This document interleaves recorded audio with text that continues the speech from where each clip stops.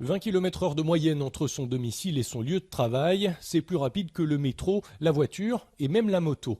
Frédéric fait donc partie de ces Parisiens qui vont tous les jours travailler à vélo, un vélo proposé par son entreprise. Voilà, c'est mon vélo de fonction. Donc on a l'air libre, on peut respirer, on peut profiter aussi du soleil quand il fait beau. Donc il y a vraiment un plaisir trajet, travail et balade en fait à travers Paris. De plus en plus de sociétés proposent des vélos de fonction à leurs salariés. Le marché est en plein essor à Paris. Voici le showroom d'une start-up parisienne. Elle loue à d'autres sociétés des vélos à assistance électrique, comme celui-ci. Le vélo est loué pendant 36 mois. Il y a le vélo, le casque, le cadenas, les services annexes, comme je vous l'ai expliqué, l'assurance, l'assistance rapatriement. Et le collaborateur est prélevé de 30% des loyers sur sa feuille de paye. Les employeurs payent le reste et s'y retrouvent. Ils ont des réductions d'impôts et n'ont plus à payer de passe de métro à leurs salariés.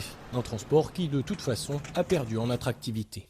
La sortie du premier confinement, c'est un vrai accélérateur. Les gens, en fin de compte, ont voulu avoir un nouveau mode de transport qui soit à la fois individuel et personnel. C'est-à-dire que c'était le vélo de la propre personne, notamment pour le vélo de fonction, et ne pas utiliser les transports en commun.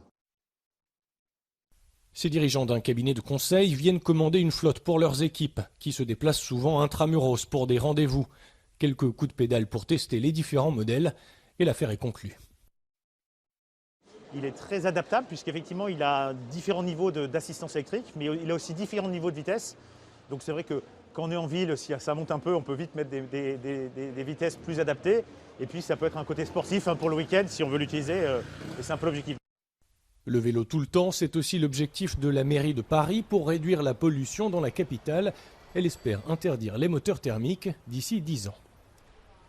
La mairie de Paris a profité des confinements pour installer ces pistes cyclables qu'on appelle Corona-pistes, des pistes provisoires. Et on a appris que certaines d'entre elles allaient être pérennisées cet été. L'an dernier, plusieurs records de fréquentation ont été battus et cette dynamique pourrait se poursuivre avec un nouveau déconfinement printanier qui approche. Cyril Forneris, CGTN, Paris.